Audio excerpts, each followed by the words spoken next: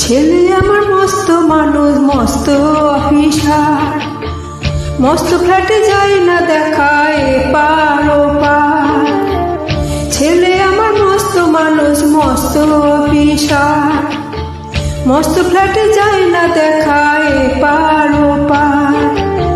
নানা রকম জিনিস আর আসবাব দামি দামি, সবচেয়ে কম দামি ছিলাম একমাত্র আমি। ছেলে আমার প্রতি অগাধে সম্ভ্রম, আমার ঠিকানা তাই বৃদ্ধাশ্রম।